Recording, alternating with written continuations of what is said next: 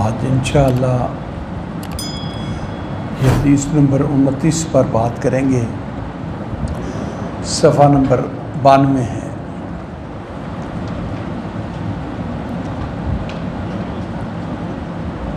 अल्हम्दुलिल्लाह वस्सलामुन अला इबादिहिल्लज़ीना इस्तफ़ा। अशहदु अल्ला इलाहा इल्लल्लाहु वहदहु ला शरीका लह व अशहदु अन्ना मुहम्मदन अब्दुहु व रसूलुहु। अल्लाहुम्मा सल्लि अला मुहम्मदिन व अला आलि मुहम्मद कमा सल्लैता अला इब्राहीम व अला आलि इब्राहीम इन्नका हमीदुम मजीद। अल्लाहुम्मा बारिक अला मुहम्मदिन व अला आलि मुहम्मद कमा बारकता अला इब्राहीम व अला आलि इब्राहीम इन्नका हमीदुम मजीद।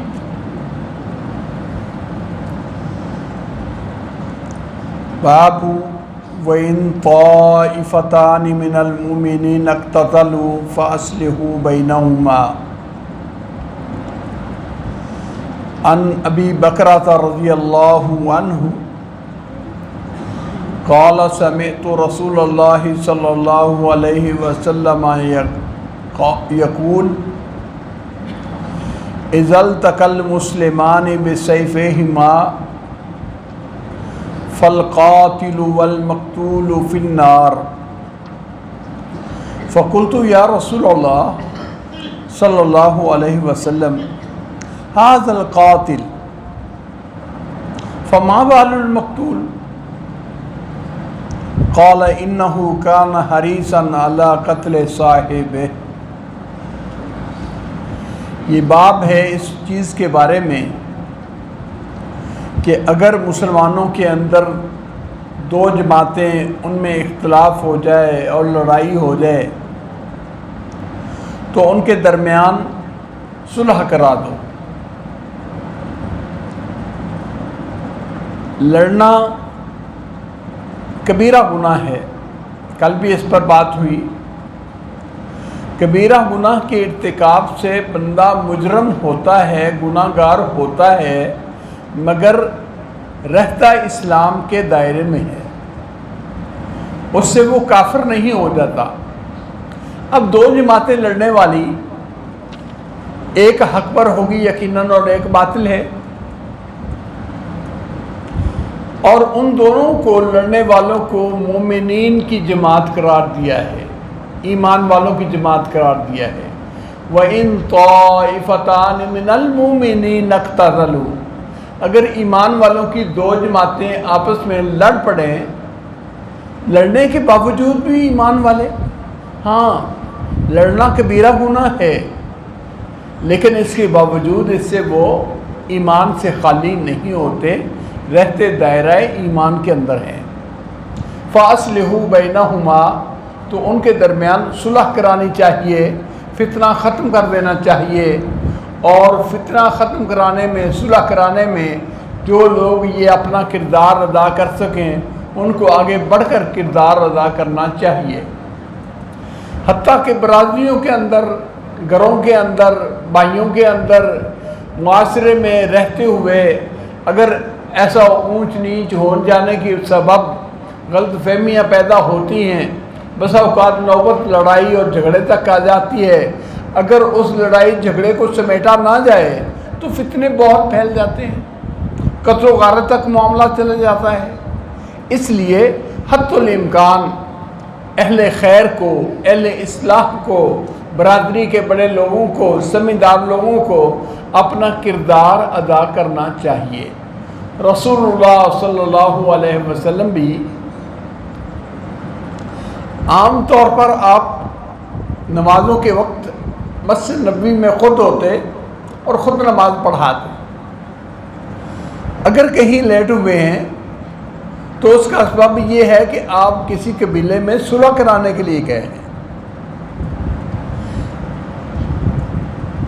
आप भी ये अमल किया करते थे कि अगर किसी मुसलमानों के दरमियान इख्तिलाफ होता या उनके दरमियान गलत फहमी होती, लड़ाई झगड़े की नौबत आती तो फौरी उनको समेटना चाहिए। इस लड़ाई झगड़े को जितना लंबा करेंगे उतने ज़्यादा फितने जन्म लेंगे। लेकिन इसमें बावजूद इसके कि लड़ना एक गुनाह है, उससे आदमी काफिर नहीं हो जाता, रहता ईमान के अंदर है, मगर फिर भी ये बहुत कबीह जुर्म है, बहुत ख़तरनाक जुर्म है, जिसकी हौलनाकी इस हदीस में बयान हुई, जिसके रावी हज़रत अबू बकरा रज़ी अल्लाह ताला अन्हु है। आपके बारे में मशहूर है कि ग़ज़वा ताइफ में कला ताइफ से कुछ लोग नीचे उतर आए थे, उन काफिरों का साथ छोड़कर मुसलमानों की समूह में आ गए, इस्लाम कबूल कर लिया।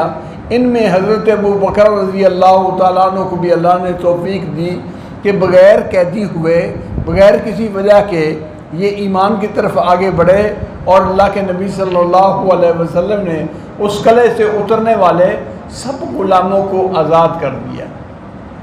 अगर कोई ग़ुलाम भी था तो उसको ग़ुलाम नहीं रहने दिया, आज़ादी देती। तो हज़रत अबू बकर रज़ी अल्लाह तआला अन्हु भी उन सहाबाए किराम में से हैं। हारिस बिन कल्दा एक हकीम मशहूर है, जिसके बारे में हदीस आम मशहूर बयान की जाती है कि साद बिन अबी वक़ास बीमार थे, तो उनको जब अल्लाह के नबी सल्लल्लाहु अलैहि वसल्लम तीमारदारी के लिए गए तो कहा कि इसको चाहिए हारिस बिन कल्दा के पास जाए और उसको चाहिए कि अजवा खजूरों की गुठलियों समेत कूट कर इसको खिलाए, अगरचे वो रिवायत सनद के एतबार से सही नहीं। ये उनके बेटे हारिस बिन कल्दा के बेटे हैं, अबू बकर रज़ी अल्लाह ताला अन्हु। ताइफ के मौके पर मुसलमान हुए और हदीस बयान करते हैं। हदीस बयान करने में भी असल में एक सबब है। जब मुसलमानों में फितना उठा और हज़रत अली रज़ी अल्लाह ताला अन्हु और अम्मी मुआविया के दरमियान इख्तिलाफ हुआ हज़रत उस्मान की शहादत के बाद, तो कुछ लोग एक लड़ाई में जाना चाहते थे, किसी एक ग्रोह का ताउन करना चाहते थे। वाज़े तौर पर जंग जमल का ये किस्सा है। जंग जमल में हज़रत अली की मामलात में उनके साथ हम नवा बनना चाहते थे। इरादा किया कि वो उठें और जाएंगे, उनके साथ तामुन करेंगे। तो अबू बकरा ने अल्लाह के नबी सल्लल्लाहु अलैहि वसल्लम की ये हदीस सुनाई, तो उससे वो रुक गए, दोनों ग्रोहों को छोड़ दिया और किसी एक ग्रोह के साथ भी हिमायत के लिए लड़ने के लिए नहीं गए। इस तरह है, कहते हैं काला समेतो रसूलुल्लाह सल्लल्लाहु अलैहि वसल्लम यक़ूलु, मैंने अल्लाह के नबी सल्लल्लाहु अलैहि वसल्लम को ये फरमाते हुए सुना, इज़ल तकल मुस्लिमान बिसैफ़िहिमा, जब दो मुसलमान अपनी तलवारें लेकर आमने सामने आ जाते हैं, लड़ते हैं, एक उधर से लड़ने के लिए तैयार, एक इधर से, फल कातिलु वल मक़तूलु फिन्नार, तो कातिल भी और मकतूल भी जहन्नम में जाएंगे। बड़ी सख्त वईद है, कबीरा गुनाह है। मैंने कहा फ़कुल तो या रसूल अल्लाह, ए अल्लाह के नबी सल्लल्लाहु अलैहि वसल्लम, हाज़ल कातिल, ये तो कातिल है, वाकई मुजरिम है, इसने कत्ल किया है और इसको सज़ा होनी चाहिए। फमा बालुल मकतूल, मकतूल का क्या जुर्म है कि वो भी जहन्नम में जा रहा है? मकतूल भी जहन्नम में, कातिल तो मुजरिम है कि इसने कत्ल किया है और इसको सज़ा मिलनी चाहिए, मकतूल का क्या जुर्म है? आप सल्लल्लाहु अलैहि वसल्लम ने फरमाया, इन्नहु काना हरीसन अला कत्ल साहिबिही, वो आदमी अपने साथी को कत्ल करने का इरादा रखने वाला था, पक्का इरादा था कि मैं उसको कत्ल कर दूँ, हो नहीं सका, कत्ल हो नहीं सका, दूसरे का वार पहले चल गया और इसका वार उसके खिलाफ हो नहीं सका, लेकिन कत्ल का इरादा इसका भी था। कत्ल के इस इरादे की वजह से ये मकतूल भी जहन्नम में, क्योंकि दोनों का जुर्म एक तरह का, एक दूसरे को कत्ल करने के लिए मैदान में एक का वार चल गया और दूसरे का हमला नहीं चला, उसको मौका नहीं मिला। अगर उसको मौका मिलता, उसको ये मौका फराहम हो जाता तो वो कोई कसर ना छोड़ता दूसरे को कत्ल करने के लिए। कान हरीसन अला कत्ल साहिबी, वो भी अपने मद्दे मुकाबल अपने साथी को कत्ल करने का पूरा मुसम्मम इरादा रखता था, इसलिए इस इरादे की वजह से वो भी जहन्नम में। और सज़ा के दे सब अल-क़ातिलु वल-मक़तूलु किलाहुमा फिन्नार, दो मुसलमान लड़ने वाले, कातिल भी और मकतूल भी जहन्नम में। मालूम हुआ कि बाहमी तौर पर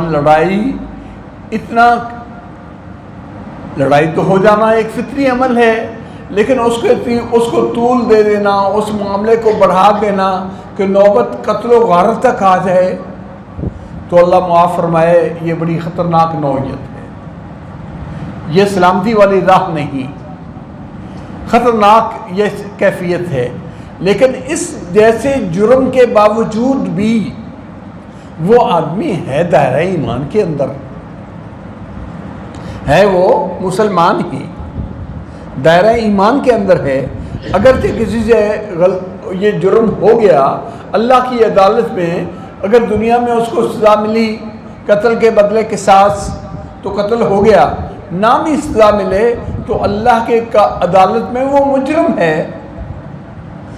जब मुजरम है, अल्लाह चाहे उसको मुआफ़ कर दे, अल्लाह चाहे उसको सज़ा दे, ये उसका मामला है, उसके मामलात में दखल नहीं। हत्ता के मशहूर किस्सा है, 100 आदमी का कातिल, 100 आदमी का, जब सच्चे दिल से उसने तौबा कर ली तो अल्लाह ताला ने उसे भी मुआफ़ कर दिया, उसे भी अल्लाह ने मुआफ़ कर दिया। इसलिए हत्तुल इम्कान जंग से बचना चाहिए, लड़ाई से बचना चाहिए। किसी मुसलमान का कत्ल कबीरा गुनाह, और ऐसा कबीरा गुनाह है कि कलमा गो के वो कत्ल करना अपने आप को जहन्नम के सुपुर्द करने के मुतरादिफ है। बचना चाहिए, इससे बचे तौबा करे, और अगर लड़ाई हो भी जाए तो उसको समेटना चाहिए। अल्लाह रब्बुल इज़्ज़त तौफ़ीक़ अता फ़रमाए। इसी तरह दूसरी हदीस जिसके रावी हज़रत अब्दुल्ला इब्न मसूद रज़ी अल्लाह ताला अन्हु हैं, और ये बड़े जलीलुल क़दर सहाबी हैं। अब्दुल्ला इब्न मसूद रज़ी अल्लाह ताला अन्हु उन साबिकीन इस्लाम लाने वालों में हैं जिन्होंने इस्लाम की खातिर कुर्बानियाँ दी और मारे गई। वजूद जिस्म बहुत थोड़ा था, हल्का फुल्का था, और ये एक काफिर के नौकर थे, एक काफिर के नौकर थे, बकरियां चराते थे, मुसलमान नहीं हुए थे। रसूलुल्लाह सल्लल्लाहु अलैहि वसल्लम और अबू बकर रज़ी अल्लाह ताला अन्हु एक सफ़र में जा रहे थे, यानी मक्के से बाहर निकले, प्यास लगी थी। अब्दुल्ला इब्न मसूद को कहा कि आपकी बकरियां चरा रहे हैं, बकरियों में दूध हो तो मैं पिला दो।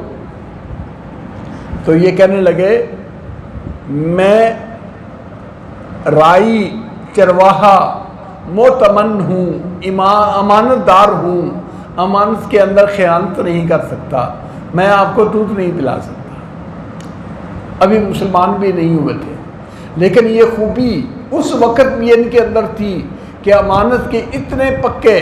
एक काफिर की बकरियां चराते हैं, रसूलुल्लाह सल्लल्लाहु अलैहि वसल्लम प्यास की वजह से कुछ दूध मांगते हैं तो इनकार कर देते हैं कि मुझे हक हासिल नहीं है।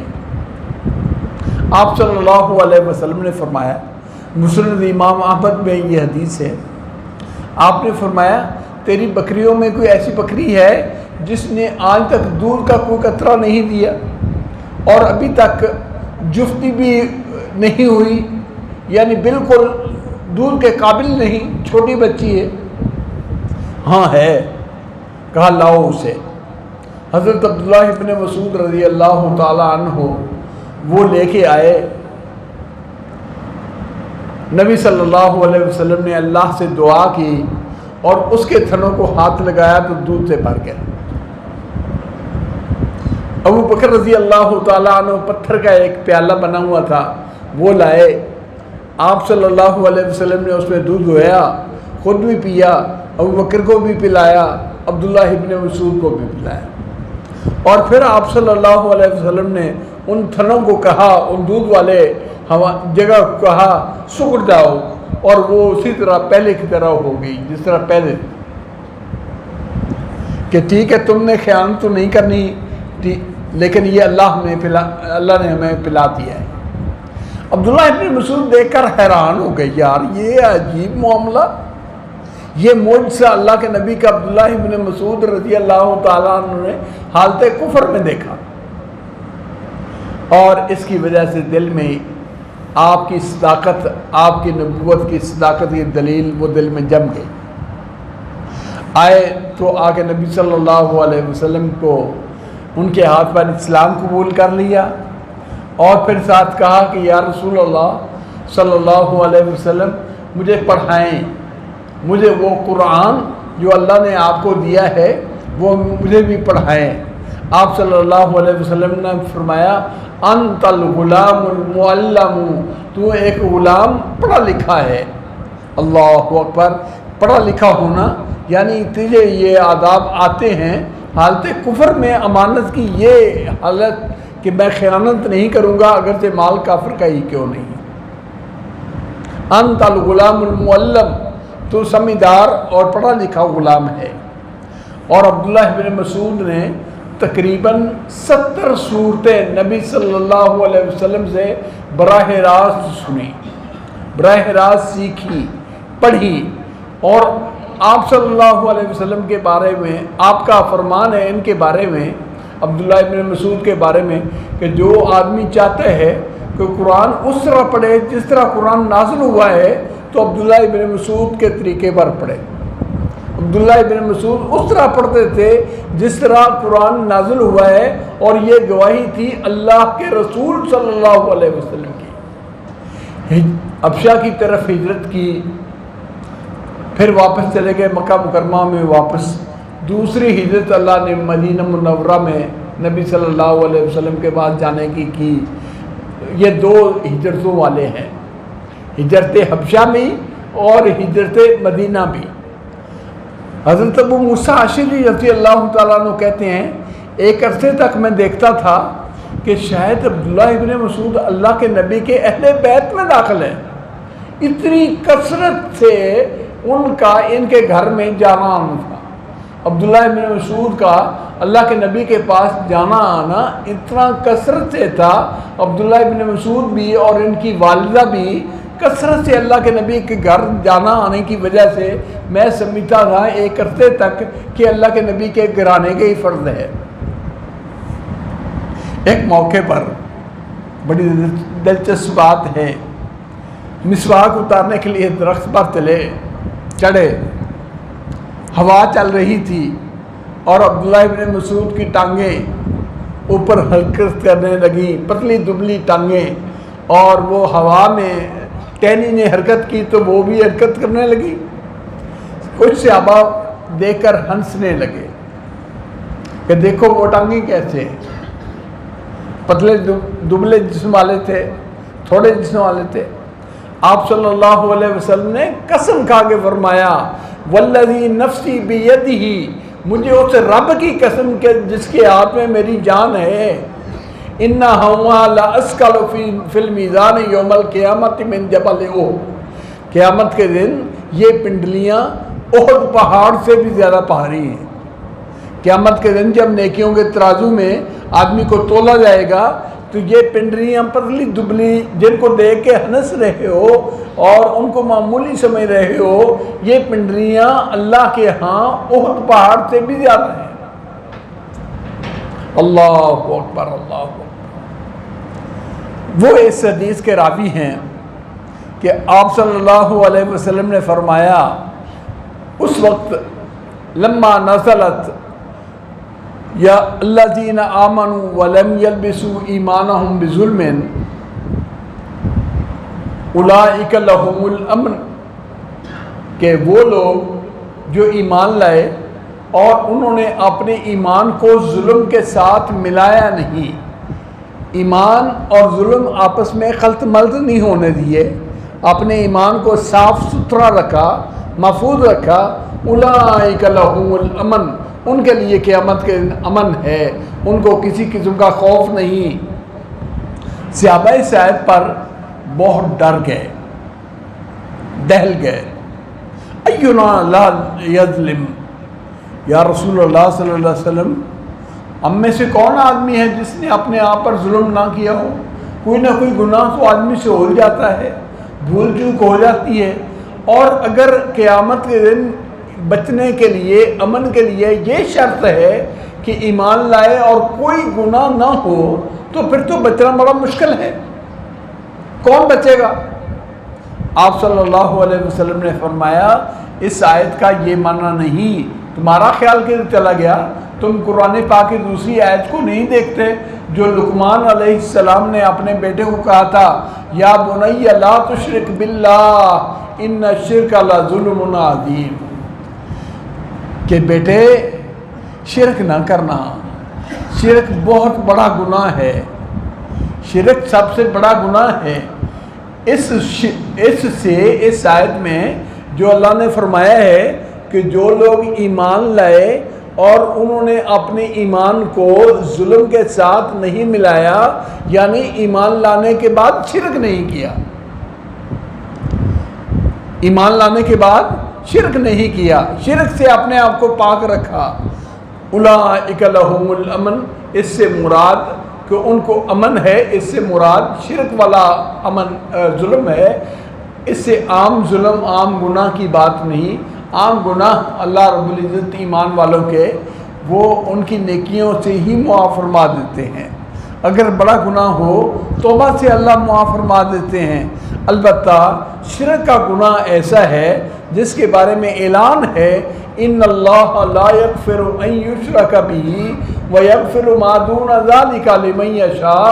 फरमाया अल्लाह रब्बुल इज़्ज़त ने ये ऐलान कर दिया है कि अगर किसी ने शिरक किया और तौबा ना की, उसी तरह मर गया, अल्लाह उसकी बख्शिश नहीं फरमाएंगे, अल्लाह उसको मुआफ़ नहीं करेंगे। और इसके अलावा, शिरक के अलावा, कुफ्र के अलावा कोई भी गुनाह हो, छोटा हो बड़ा हो, वो अल्लाह की मर्ज़ी है, चाहे अल्लाह रब्बुल इज़्ज़त मुआफ़ कर दे, चाहे अल्लाह रब्बुल इज़्ज़त सज़ा दे। इससे भी ये मालूम हुआ सारे गुनाह एक जैसे नहीं होते, और गुनाह करने से आदमी काफिर नहीं हो जाता।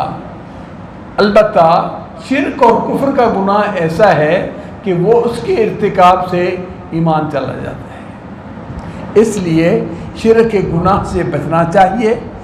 ये वो जुल्म है जो बहुत बड़ा जुल्म है, जो अल्लाह रब्बुल इज़्ज़त ने मुआफ़ नहीं फरमाना अगर वो इसी हालत में मर गया। अगर तौबा कर ले तो जितने सहाबा मुसलमान हुए थे पहले मुशरिक ही थे, अल्लाह ने उनको ईमान दे दिया तो अल्लाह ने मुआफ़ कर दिया, तौबा कर ली अल्लाह ने मुआफ़ कर दिया। लेकिन तौबा न करे, उसी हालत में मर जाए, तो फिर उसके लिए बख्शिश नहीं। हत्ता कि उसके लिए बख्शिश नहीं, ये तो अपनी जगह पर है, ये भी उसके लिए किसी मुसलमान को बख्शिश की दुआ करनी भी जायज़ नहीं। अल्लाहु अकबर। इतना बुरा गुनाह, इतना गंदा जुर्म कि किसी को ये कहना कि या अल्लाह इसको बख्श ले, ये कहना भी मुशरिक आदमी के लिए ये भी जायज़ नहीं। माँ काना लिन्नबी वल्लज़ीना आमनू अन यस्तगफिरू लिलमुशरिकीन वलौ कानू उली कुर्बा। अगर ये करीबी रिश्तेदार ही क्यों ना हो मुशरिक, उसके लिए भी न नबी को जायज़ है न किसी ईमान वाले को जायज़ है कि वो ये कहे कि अल्लाह इस मुशरिक को बख्श दे। उसके लिए बख्शिश की दुआ करना भी जायज़ नहीं। अल्लाहु अकबर, अल्लाहु अकबर। अल्लाह ताला मुआफ़ फरमाए। तो इन बाबों से ये पता चलता है कि गुनाहों की अक़साम हैं। कुछ गुनाह ऐसे हैं जैसे शिरक और कुफ़र जो इंसान को ईमान से खारिज कर देते हैं। इसके अलावा अगर गुनाह हो तो उनसे बंदा इस्लाम से खारिज नहीं होता, रहता मुसलमान है। अलबत्ता अल्लाह की मशीयत के तहत है। अल्लाह चाहे मुआफ़ करे, अल्लाह चाहे सज़ा दे। व आखिरु दावाना अनिल हम्दुलिल्लाहि रब्बिल आलमीन।